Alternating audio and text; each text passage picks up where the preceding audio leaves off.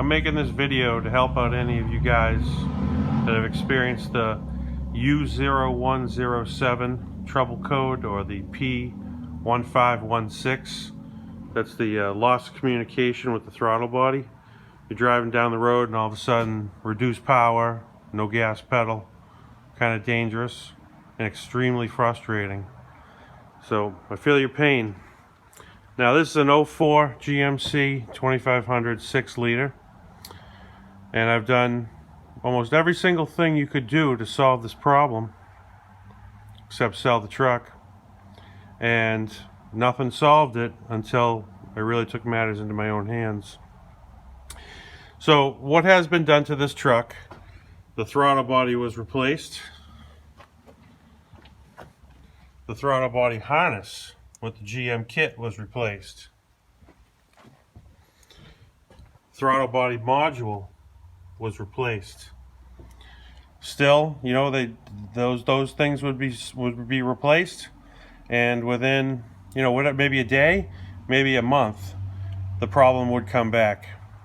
Now it's been 2 months, 2 solid months with zero problems, and I really don't think it's going to come back any longer. So what I ended up doing, from hints online on forums and whatnot, was to make new grounds all throughout the major electrical components that operate the throttle.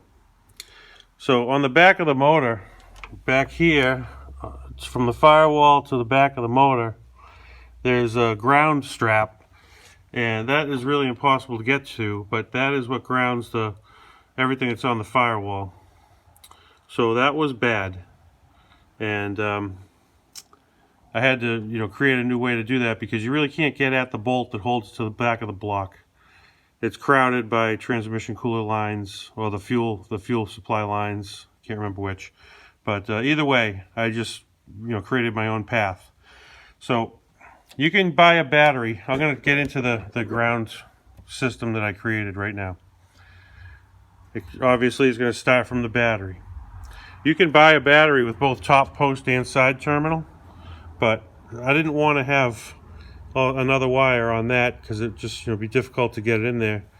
So this top post, or, you know, what leads to the side post, that's about 2 inches deep of lead, and I just took a tap. That's a 5/16 stud, and I tapped it down, and I threaded the steel stud in.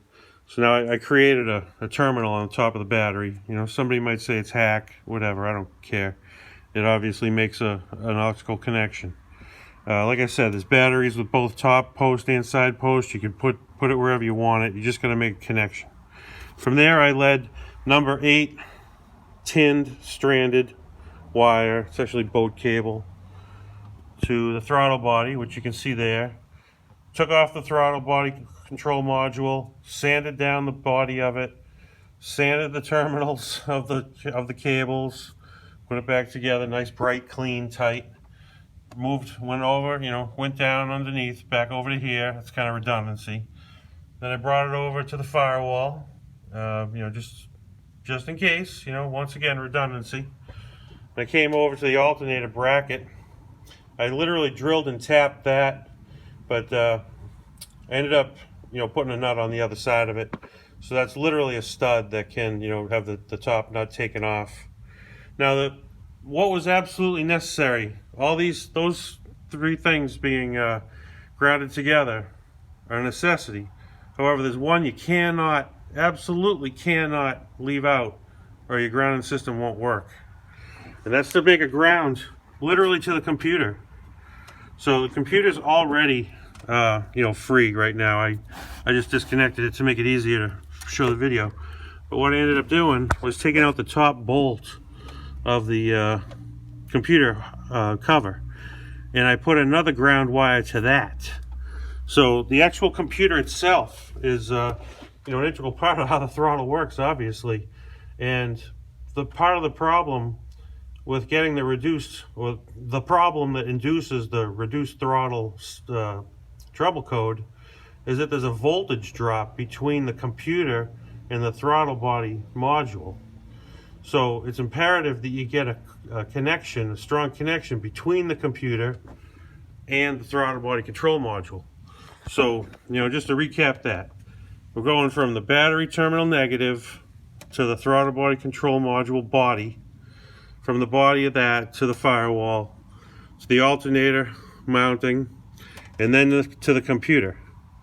And it's a complete path. Everything's nice and tight, and never come back. The problem, GM can't solve the problem, but you can. So I think this is going to be your solution. Good luck solving the problem. Let me know if it works for you.